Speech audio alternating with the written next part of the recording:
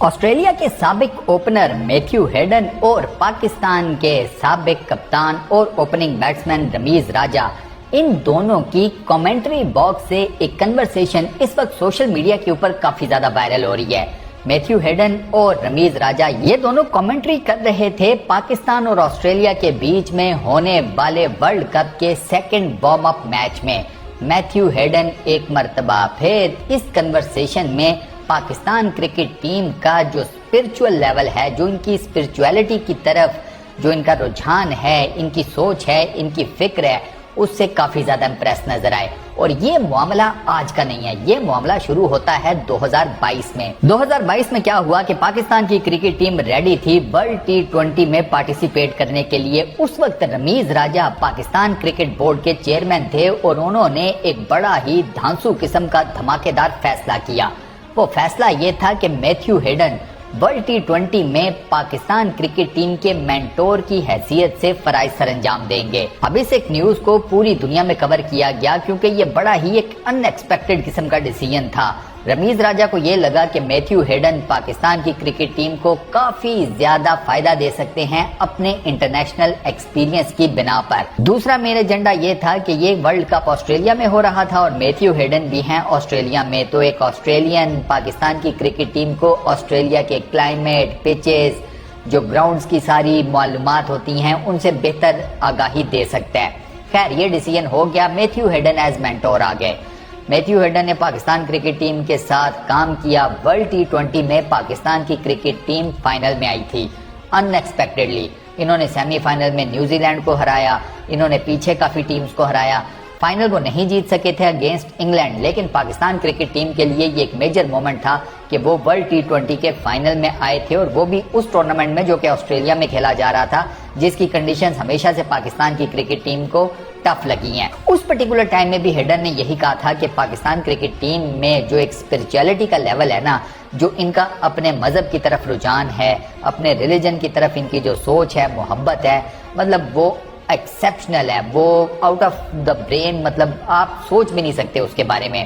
آپ کو یاد ہوگا کہ محمد رضوان نے میتھیو ہیڈن کو قرآن مجید کی ایک کاپی بھی دی تھی آسان ترجمے کے ساتھ، اگر آپ کو یاد ہو یہ بھی بات نیوز میں آئی تھی۔ تو میتھیو ہیڈن اسی پرٹیکولر ٹائم سے پاکستان کرکٹ ٹیم کا یہ جو مذہب کی طرف رجحان ہے نا، اس سے سپر امپریس ہیں۔ اور ابھی انہوں نے ریسنٹلی یعنی کہ آج ہی کے دن انہوں نے جب پاکستان کرکٹ ٹیم کے بارے میں بات کی کامنٹیٹرز پینل میں بیٹھ کر یا کامنٹری سیکشن میں بیٹھ کر، تب بھی انہوں نے یہی کہا کہ پاکستان کرکٹ ٹیم کی 3 چیزیں ہیں: کمیٹڈ، انویسٹڈ، کنسسٹنٹ۔ انہوں نے کہا کہ یہ 3 چیزیں آپ کو اس ٹیم میں نظر آتی ہیں، اس ٹیم کے لڑکوں میں نظر آتی ہیں۔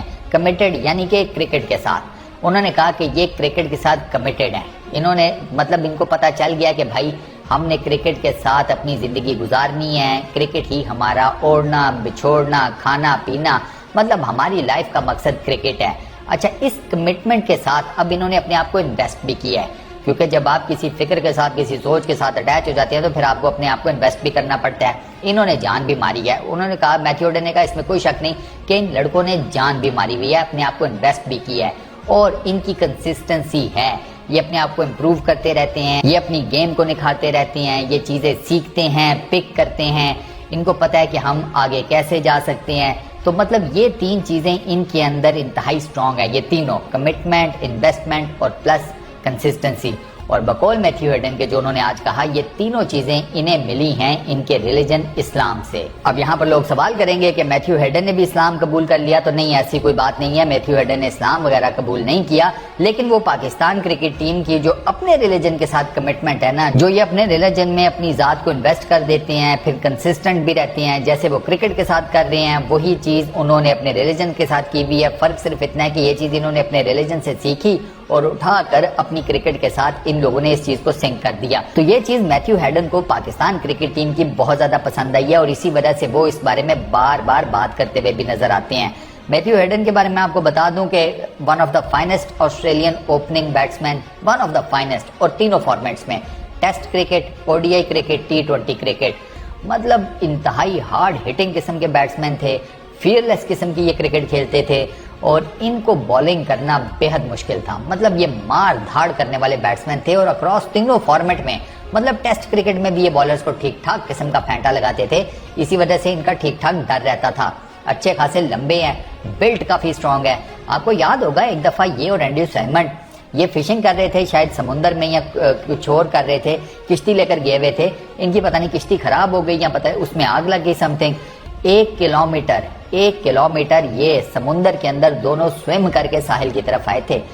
1 کلومیٹر سوئم کرنا، میں خود ایک سوئمر ہوں تو میں آپ کو بتاؤں کہ 1 کلومیٹر سوئم کرنا آپ کی سوچ ہے، مطلب آپ کو فزیکلی بہت زیادہ اسٹرانگ ہونا پڑتا ہے سوئمنگ کرنے کے لیے، کیونکہ سوئمنگ میں آپ کا آلموسٹ ہر ایک مسل جو ہے نا وہ ورک آؤٹ کر رہا ہوتا ہے.